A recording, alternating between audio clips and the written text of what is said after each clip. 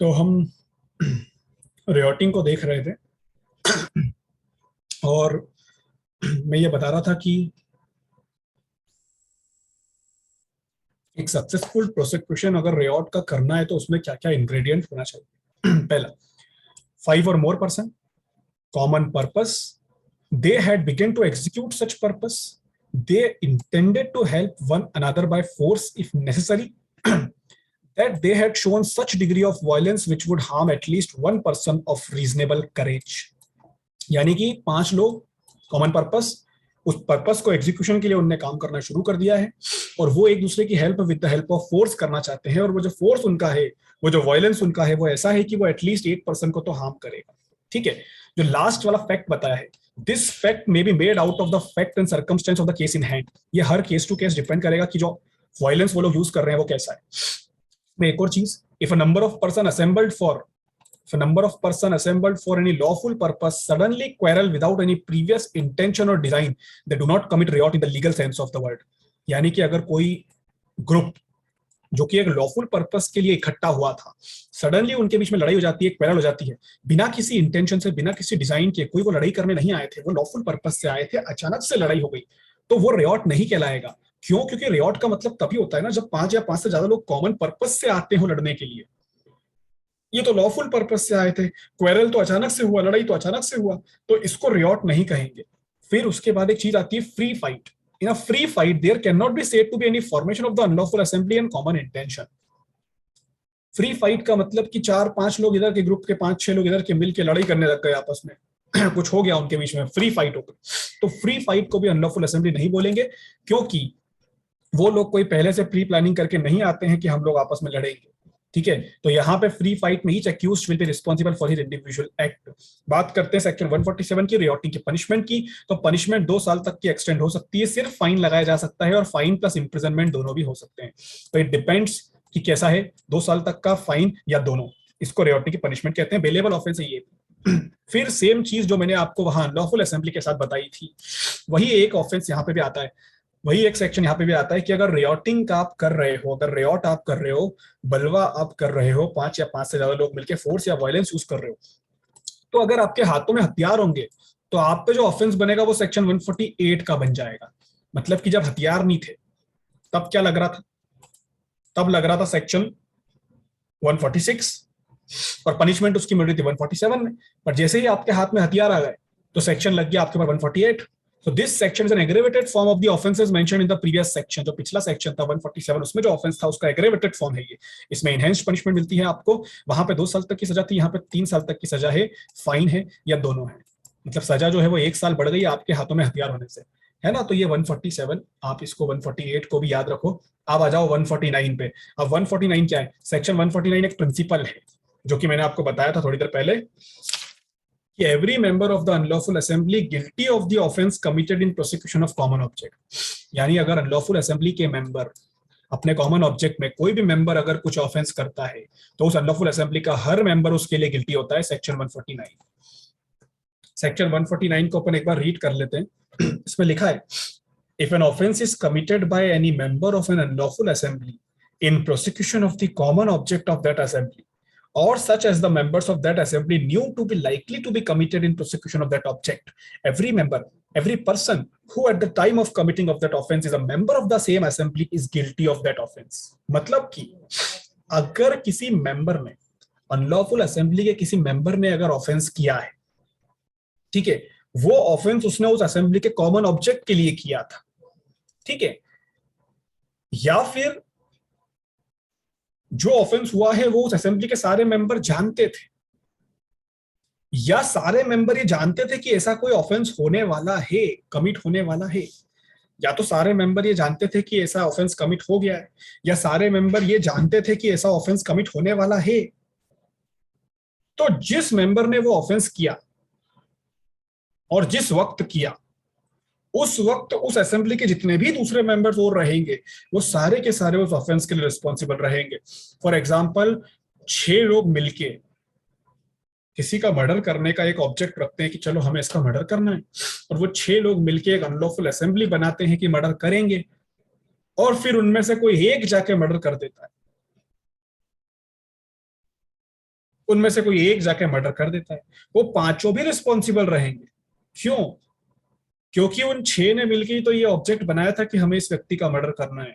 तो अगर एक मेंबर भी जाके मर्डर कर देगा तो बचे हुए पांच ऑटोमेटिकली उस वक्त जब वो ऑफेंस हुआ था इस अनलॉफुल असेंबली के मेंबर थे, और इस अनलॉफुल असेंबली के मेंबर होने की हैसियत से सेक्शन 149 की एक लाइबिलिटी उनके ऊपर बच जाती है, तो वो भी उस ऑफेंस के लिए रिस्पॉन्सिबल कहलाएंगे। अब यहाँ पे इस सेक्शन को अगर ध्यान से देखेंगे तो हो सकता है ये सेक्शन आपको एक जॉइंट लाइबिलिटी के प्रिंसिपल जैसा दिखाई दे रहा हो, सेक्शन 34 जैसा दिखाई दे रहा हो, बट सुप्रीम कोर्ट ने इसको क्लियर कर दिया है कि दिस सेक्शन, अच्छा सुप्रीम कोर्ट ने पहले क्या किया था मैं आपको बताता हूँ। पहले सुप्रीम कोर्ट ने कहा, अभी अभी लेटेस्ट वाला 2018 वाला बताता हूँ सबसे पहले। Supreme court has held that this section does not create a specific offence but only declares the vicarious liability of all the members of an unlawful assembly for acts done in prosecution of the common object of that assembly, or for such offences as the members of the unlawful assembly knew to be likely to be committed in prosecution of the act of the object. Vinu भाई, रणछोड़ दास भाई Patel versus, ये जो भी नाम है आप देख लो, वीनू भाई, रणछोड़ भाई पटेल, राजीव भाई, दुआ भाई पटेल, गुजरात के लोग होंगे शायद पक्का। तो इसमें क्या बताया है, इसमें इन्हें ये बता दिया, सुप्रीम कोर्ट ने क्लियर कर दिया कि जो सेक्शन 149 है ये अपने आप में कोई स्पेसिफिक ऑफेंस नहीं, मतलब ये अपने आप में कोई ऐसा ऑफेंस नहीं है कि इसका भी सेक्शन लगा के इसकी भी पनिशमेंट दे दो, ये कोई ऑफेंस नहीं है। ये वाइकेरियस लाइबिलिटी का प्रिंसिपल है, ये एक वाइकेरियस लाइबिलिटी का प्रिंसिपल है जो सारे मेंबर्स को, अनलॉफुल असेंबली के सारे मेंबर्स को किसी एक मेंबर के ऑफेंस के लिए रिस्पॉन्सिबल ठहराते हैं अगर उन सबका ऑब्जेक्ट सेम होता है तो, यानी सारे मेंबर्स रिस्पॉन्सिबल होते हैं एक मेंबर के ऑफेंस के लिए अगर उस असेंबली का कॉमन ऑब्जेक्ट होता है तो ये तो लेटेस्ट केस है इसलिए इसको तो मानना ही पड़ेगा, है ना। तो सुप्रीम कोर्ट ने अभी तो बोल दिया कि ये एक स्पेसिफिक ऑफेंस नहीं है, it is the principle of vicarious liability. But पहले 1966 में इसी सुप्रीम कोर्ट ने एक लखन महतो वाला केस था, उसमें कहा था कि this section create a specific and distinct offence, ये अपने आप में एक स्पेसिफिक ऑफेंस है, एक डिस्टिंक्ट ऑफेंस है, इसका भी अलग से चार्ज लगाया जा सकता है सेक्शन 148 में, 149 में। तो ये दो व्यू है सुप्रीम कोर्ट के। तो पहले इसको स्पेसिफिक ऑफेंस माना जाता था, बट अभी 2018 के बाद से अभी स्पेसिफिक ऑफेंस नहीं माना जाता है, अब ये वाइकेरियस लाइबिलिटी है। क्योंकि क्या होता है ना, समय के साथ केसेस चेंज होते जाते हैं, तो हमें जो लेटेस्ट केस होता है उसको पहले मानना होता है, ठीक है। इसमें एक और चीज, mere knowledge of the likelihood of the commission of such an offense by the members of the assembly is sufficient। ये 2018 वाला केस, वही अपना वीनू भाई वाला, सिंपल सी बात है। अनलॉफुल असेंबली का जो जिस्ट होता है वो ये होता है कि आप उस असेंबली के, आप उस अनलॉफुल असेंबली के मेंबर हो, दैट इज सफिशिएंट। तो अगर आप किसी अनलॉफुल असेंबली के मेंबर हो जिसका कॉमन ऑब्जेक्ट है मर्डर करना, और आप जानते हो कि कॉमन ऑब्जेक्ट है मर्डर करना, और फिर किसी भी मेंबर ने जाके मर्डर कर दिया, तो आप भी वहां पे सेक्शन 149 में रिस्पॉन्सिबल रहोगे, चाहे मर्डर आपने किया ही नहीं हो, पर आप रिस्पॉन्सिबल रहोगे। और क्यों रहो? दो चीजों के कारण रहोगे। पहली चीज तो कि आप उस अनलॉफुल असेंबली के मेंबर हो, और दूसरी चीज कि आपको नॉलेज है इस चीज का कि अनलॉफुल असेंबली मर्डर करने का ट्राई कर रही है, उसका ऑब्जेक्ट मर्डर करने का। So the mayor knowledge of the likelihood of the commission of an offence, आपको पता था ना लाइकलीहुड की मर्डर होगा, आज नहीं तो कल होगा, पर होगा। This mayor knowledge of the likelihood of the commission of offence by the members is sufficient. ये अपना 2018 वाला केस सुप्रीम कोर्ट का। बात करते हैं इस ऑफेंस के ingredient, there must be an unlawful assembly, पहली चीज। The commission of the offence by the member of unlawful assembly, दूसरी चीज। और तीसरी चीज, such offence must have been committed in the prosecution of the common object of the assembly और must be such that the members of the assembly knew to be likely to be committed. मतलब एक unlawful assembly होना चाहिए, उसके किसी भी एक member द्वारा ऑफेंस होना चाहिए, और वो ऑफेंस उनके सबके कॉमन ऑब्जेक्ट का होना चाहिए, या वो सारे मेंबर्स को पता होना चाहिए कि ऐसा ऑफेंस होने वाला है। तो ये तीनों इंग्रेडिएंट अगर होते हैं तो अनलॉफुल असेंबली का जो सेक्शन 149 का वाइकेरियस लायबिलिटी है वो अप्लाई हो जाता है, और हर एक मेंबर उस ऑफेंस के लिए रिस्पॉन्सिबल होता है, यानी कि हर एक मेंबर मर्डर के लिए रिस्पॉन्सिबल रहेगा। अब आप कहोगे कि सर यही तो वो चीज थी जो सेक्शन 34 में हमने पढ़ी थी, यही तो वो चीज थी जो सेक्शन 34 में हमने पढ़ी थी, बट सेक्शन 34 थोड़ा अलग था और सेक्शन 149 अलग है। हमने इनका डिफरेंस यहाँ पे लिखा है। एक डिफरेंस होता है ऑब्जेक्ट में और इंटेंशन में। सेक्शन 34 था कॉमन इंटेंशन, सेक्शन 149 है कॉमन ऑब्जेक्ट। अब एक चीज यहाँ पे समझो, though their object is common, the intention of the several members में differ and indeed may be similar only in respect that they are all unlawful. While the element of participation in action, which is the leading feature of section 34, is replaced in section 149 by the membership of the assembly at the time of committing of the offense. देखो सबसे पहला difference मैं आपको बताता हूं, एक होता है ऑब्जेक्ट और एक होता है इंटेंशन। ऑब्जेक्ट का मतलब होता है एक मंजिल कि फाइनली हमको ये करना है, और इंटेंशन का मतलब होता है हमारे मन के अंदर की चीज कि ऐसा क्यों करना है। मतलब एक होता है करना है और एक होता है क्यों करना है। वो करना है और क्यों करना है में बहुत फर्क होता है। करना है उसको ऑब्जेक्ट बोलते हैं और क्यों करना है उसको इंटेंशन बोलते हैं। ठीक है, जैसे मुझे मर्डर करना है, किसी का मर्डर करना है, मान लो एग्जाम्पल, ये मेरा ऑब्जेक्ट है कि मुझे उसका मर्डर करना है, बट क्यों करना है, इंटेंशन मेरा कुछ भी हो सकता है, क्यों करना है और कब करना है, कैसे करना है, अलग अलग चीजें हो सकती है। अच्छा एक और चीज, सेक्शन 34 जो था उसका लीडिंग फीचर होता है एलिमेंट ऑफ पार्टिसिपेशन, यानी कि जितने भी लोग वहां पे होते हैं सेक्शन 34 में, 2 3 4 5 जितने भी होते हैं, वहां पे उनका एलिमेंट ऑफ पार्टिसिपेशन बहुत इंपॉर्टेंट होता है कि किसने कितना कितना पार्टिसिपेट किया है। एक दरवाजे पे खड़ा होकर देख रहा था कि कोई आएगा तो उसको बोल दूंगा अंदर मत जा, ये भी पार्टिसिपेट कर रहा है। एक्टिव पार्टिसिपेशन एक बात थी उसके अंदर, आप लोग को याद होगी कि एक्टिव पार्टिसिपेशन में बहुत सारे केस लो हमने पढ़े थे। तो that is a requirement of section 34, but section 149 की कोई रिक्वायरमेंट ही नहीं है इस तरह की। यहाँ पे एक्टिव पार्टिसिपेशन का रिक्वायरमेंट नहीं है, यहाँ तो सिर्फ और सिर्फ membership of the assembly is the leading factor. मतलब यहाँ पे इस चीज से फर्क नहीं पड़ रहा है कि एक्टिव पार्टिसिपेशन हो रहा है कि नहीं हो रहा है, यहाँ पे फर्क सिर्फ इस चीज से पड़ रहा है कि at the time of commission of the offence you are the member of that assembly, बस दैट्स इट। ये पहला डिफरेंस। दूसरी चीज की बात करें तो both the sections deal with the combination of person who become punishable as shares in the offence. ये दोनों सेक्शन में एक सिमिलरिटी भी है कि दोनों के दोनों कॉम्बिनेशन ऑफ पर्सन को रिस्पॉन्सिबल ठहराते हैं, दोनों के दोनों वाइकेरियस लायबिलिटी का प्रिंसिपल शो करते हैं। Section 34 refers to cases in which several persons both do an act and intend to do that act. It does not refer to cases where several persons intend to do an act and some one or more of them do an entirely different act. Section 34 में एक और चीज होती है,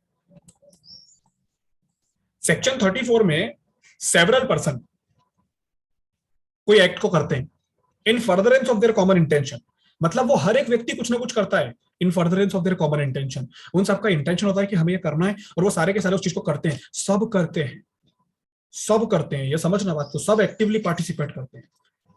section 34 उन पे apply नहीं होता है जहां पे सेवरल पर्सन मिलके कुछ इंटेंशन बनाते हैं कि हम ये करेंगे और उनमें से किसी एक ने ही कर दिया या किसी एक ने पूरा एंटायरली डिफरेंट एक्ट कर दिया, उस पे अप्लाई नहीं होता सेक्शन 34। जैसे फॉर एग्जांपल कि 5 लोग मिलके, 5 नहीं छोड़ो, चलो 5 लोग मान लो, चलो 5 लोग मिलके जाते हैं किसी के मर्डर करने के लिए, किसी का मर्डर करने के लिए जाते हैं। तो वो जब मर्डर करने के लिए गए तो हुआ क्या कि जैसे वो वहां पहुंचे तो मर्डर में पार्टिसिपेशन से 2 ही लोगों ने किया, बस मतलब 2 ही लोग थे जो मर्डर कर रहे थे, बाकी के 3 तो मर्डर करने का प्लान छोड़ के चोरी करने लग गए घर में और चोरी करके चले गए। मर्डर में कुछ पार्टिसिपेट ही नहीं किया उनने, ना तो उनको मर्डर करने से रोका, ना किसी को बोला कि देख अंदर मर्डर चल रहा है, कुछ नहीं, वो उसको भूल ही गए, वो अपने दोनों साथियों को भूल गए और वो तीनों चोरी करने में बिजी हो गए। तो 2 ने मर्डर किया, 3 ने चोरी करी। अब सेक्शन 34 तो लगा नहीं सकते, क्यों नहीं लगा सकते? देखो सेक्शन 34 बोलता है कि several persons common intention doing of the act, several person तो थे, कॉमन इंटेंशन तो था, लेकिन डूइंग ऑफ द एक्ट तो था ही नहीं। डूइंग ऑफ द एक्ट तो सिर्फ 2 ही लोगों के द्वारा था, बाकी के 3 तो चोरी करने में बिजी थे। तो यहाँ पे सेक्शन 34 तो अप्लाई होगा नहीं, तो क्या करेंगे? यहाँ पे सेक्शन 149 अप्लाई कर सकते हैं कि ऑब्जेक्टिव तो उन सबका कॉमन था ना। जब उन 5 ने अपने घर पे बैठ के डिसाइड किया कि हमें मर्डर करने चलना है, मर्डर करने के लिए घर चले गए, तो ऑब्जेक्टिव तो उनका सबका था ना, तो मेंबर तो सारे के सारे थे। तो अगर किसी 2 ने भी मर्डर कर दिया तो बाकी के 3 भी मर्डर के लिए रिस्पॉन्सिबल रहेंगे, भले ही उनने पूरा एंटायरली डिफरेंट एक्ट क्यों ना किया हो। और जो 3 लोग बचे हुए चोरी कर रहे थे, उनकी चोरी के लिए भी ये दोनों लोग रिस्पॉन्सिबल रहेंगे जो मर्डर कर रहे थे। बट इसमें एक चीज है, यहाँ पे अगर एविडेंस में मुद्दा उठाया जाएगा तो कह दिया जाएगा कि उन 5 का कॉमन ऑब्जेक्ट चोरी करने का था ही नहीं, 5 का कॉमन ऑब्जेक्ट था मर्डर, तो 5 सेक्शन 149 में रिस्पॉन्सिबल होंगे मर्डर के लिए। चोरी तो उन 3 लोगों ने अपनी अलग से प्लानिंग करके कर ली है, चोरी तो उन 3 लोगों ने अपनी अलग से प्लानिंग करके कर ली है, बट चूंकि वो नंबर में 3 ही है, सिर्फ 5 तो है नहीं, तो वो अनलॉफुल असेंबली तो कहलाएंगे नहीं। तो उन तीनों की चोरी जो है वो उन तीनों का इंडिविजुअल ऑफेंस कहलाएगा, इन दोनों को उससे फर्क नहीं पड़ेगा। ठीक है, ये चीज आप याद रखिएगा।